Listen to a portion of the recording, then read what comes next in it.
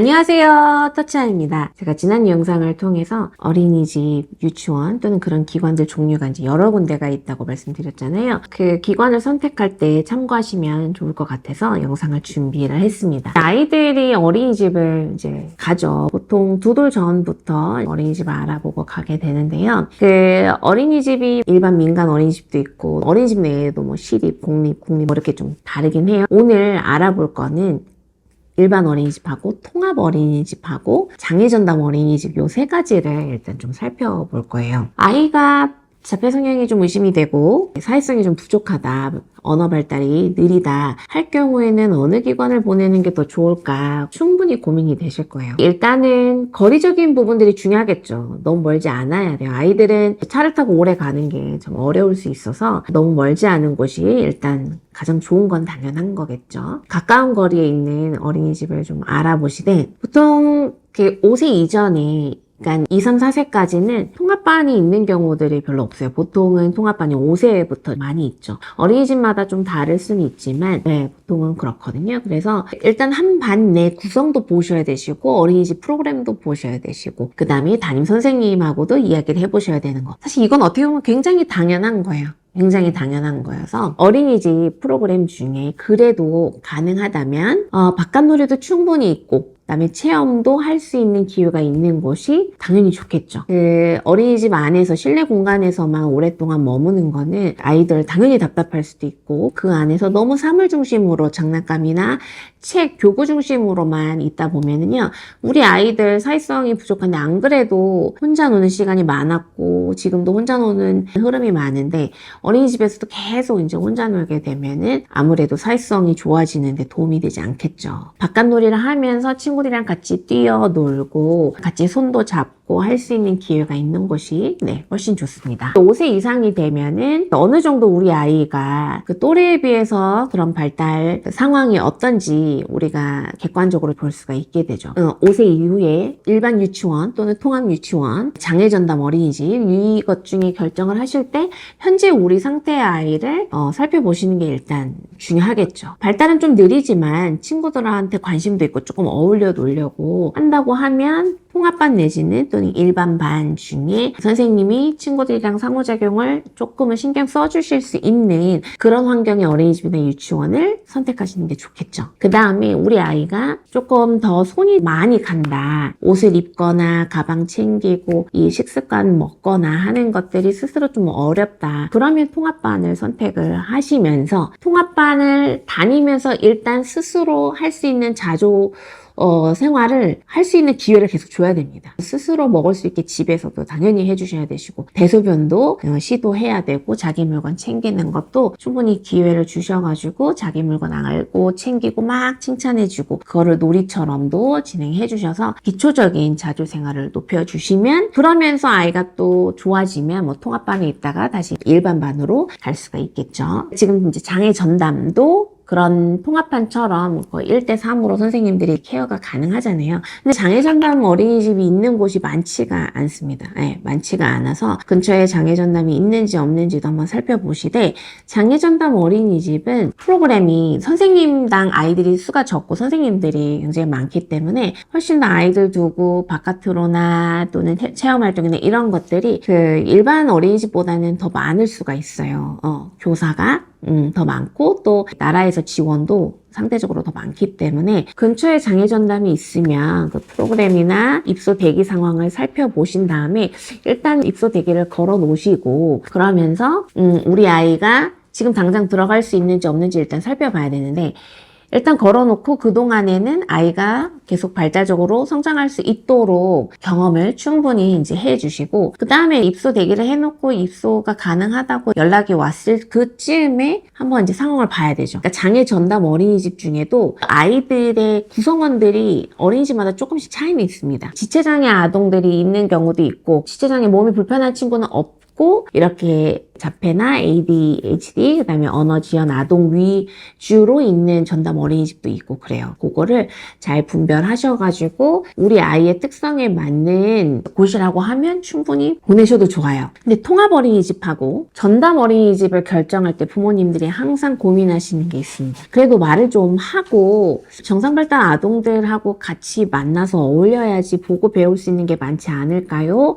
라는 질문을 늘 하세요. 이 부분을 두고 그게 맞다 틀리다라고 얘기하기에는 지금 아이의 소통 능력 그 상태를 좀 살펴볼 필요가 있거든요. 말 잘하는 친구들하고 있다 하더라도 친구들한테 관심도 없고 그 친구가 말하는 거 전혀 듣지도 않고 그 친구가 다가와도 오히려 피하거나 놀고자 하는 놀이 욕구가 없으면 통합반에서 정상발달 아동들이 있다 하더라도 우리가 원하는 그런 모방하고 같이 어울리고 그 언어를 통해서 언어 자극을 받는 그 기회가 있어도 우리 아이가 그거를 수용하지 않을 수 있습니다. 네.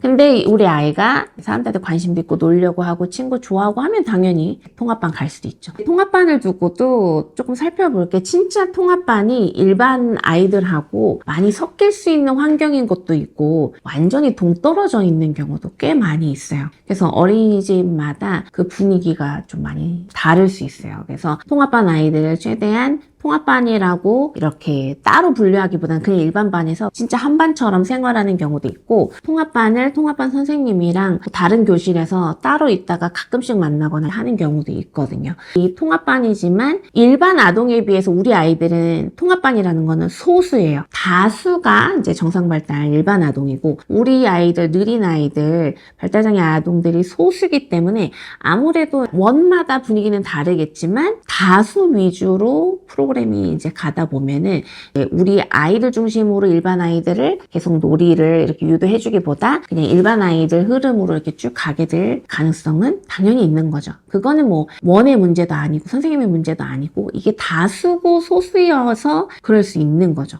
네. 통합반에 가더라도 제가 전 영상에서 말씀드렸던 것처럼 아이들하고 통합반 아이들뿐만 아니라 두루두루 일반반 아이들하고도 친해질 수 있는 기회를 어머님, 아버님이 만드셔야 돼요. 어린이집에만 요구하시면 안 됩니다. 선생님들 많이 바쁘시고 여러 가지로 애쓰시기 때문에 그 부분까지 너무 강하게 요구하시는 거는 그거는 너무 과한 요구예요. 선생님들 충분히 애쓰시고 있거든요. 그래서 가정에서 어머님, 아버님이 그 반 친구들하고 두루두루 어울려 놀 수 있게 애써주시는 거 이게 더 먼저 라는 거 꼭 기억을 해주시는 게 좋고요. 자, 장애 전담을 갔을 때 그 아이들 중에 장애 정도가 또는 발달 정도가 다 다르잖아요. 그래서 우리 아이가 혹시 다른 자폐 성향이 있는 아이들의 모습을 보고 따라하면 어떡할까요? 그 아이가 하는 자폐 성향적인 소리나 행동을 보고 따라해서 그게 또 없던 자폐 성향으로 생기면 어떡할까요? 라고 걱정하시는 분들이 있는데 전혀 그렇지 않습니다. 모방에 의한 거는요, 절대 성향으로 이어지지 않아요. 자폐 성향의 특징은 모방하고는 거리가 멀어요. 네. 혹여나 모방으로 다른 아이 친구들의 행동을 모방으로 했다면요, 그건 시간이 지나면 그냥 해결이 됩니다. 그건 걱정할 게 아니에요. 그래서 장애 전담은 선생님들이 아이들 개개인적으로 이 상호작용하는 것들이 조금 더 풍부하고 기회가 많기 때문에 장애 전담에서는 혹 친구들하고 상호작용이 많지 않더라도 선생님하고 관계 형성하는 법도 알게 되고 또 선생님을 통해서 친구들이랑 이렇게 도움받아서 놀 수 있는 기회가 있기 때문에 그런 면에서 또 장점이 있을 수 있어요. 장애 전담은 어떻게 보면은 친구들한테도 그 안에서도 다 조금씩 느리지만 충분히 친해질 수 있고 그렇지만 거기는 선생님들이 더 많기 때문에 선생님이랑 상호작용할 기회가 조금 더 많다는 거 그거 기억하시고 이제 통합반은 진짜 그 안에서 진정한 통합이 이루어지고 있는지를 조금 살펴볼 필요가 있고 그렇지만 통합이 안 된다고 해서 이 통합반이 나쁘다라는 거는 아니고 대신 더 친구들하고 잘 어울려 놀 수 있게 가정에서 그러한 더 노력이 필요하다는 거 꼭 이해하셨으면 좋겠습니다. 우리 모두의 바람은 우리 아이들이 뭐 통합반, 장애 전담 혹 다니더라도 좋아져서 일반 반에서 생활할 수 있게끔 치료되고 성장할 수 있는 게 우리가 원하는 바람이잖아요. 그래서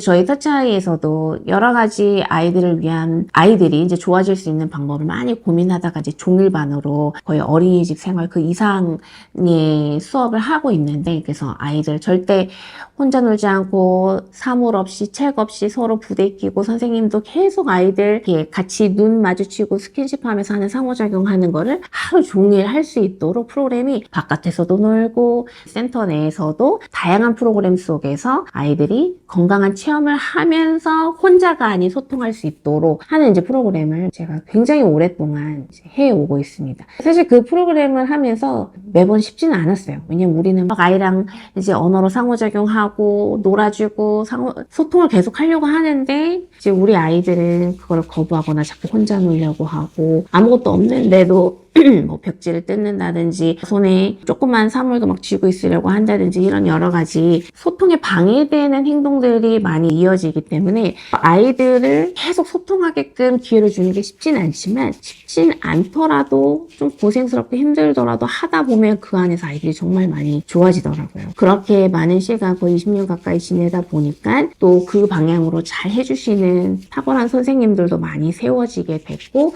그래서 터치아이는 그런 방향으로 하고 있습니다. 주변의 기관, 어린이집, 유치원에서는 도움이 되는 부분들도 있지만, 아무래도 이게 아이의 소통 능력을 키워주고 자폐 성향을 소거하기 위한 집중된 흐름은 당연히 이제 어려울 수 있겠죠. 그래서 저는 그 어린이집, 유치원 그런 기관들도 좋은데, 그래도 내가 만나는 아이들은, 또는 우리 선생님과 만나는 아이들은 최대한 좋은 환경에서 더 치료적으로 집중된 환경에서 했었으면 좋겠다고 해서 이제 터치아이는 그런 방향으로 계속 좀 노력을 하고 있고, 하지만 그런 방향으로 센터를 운영하는 거는 사실 쉽지는 않습니다. 네, 쉽지는 않아서 항상 더 노력해야 되고, 더 공부하고, 더 연구해야 되고, 더 애써야 되는 그런 어려움은 있지만, 우리의 아이들을 위해서는 충분히 그러한 어려움도 감당해내고 싶고, 혹 위험 요소가 있으면 위험 요소도 감수하고 싶고, 이제 그런 마음이에요. 그래서 그런 제 마음을, 또 같은 마음을 품어주신 선생님들도 지금 많아서 지금 터치아이는 그런 방향으로 하고 있습니다. 제가 이렇게 말씀드리는 거는, 저희가 하고 있으면 또 다른 분들도 이 방향으로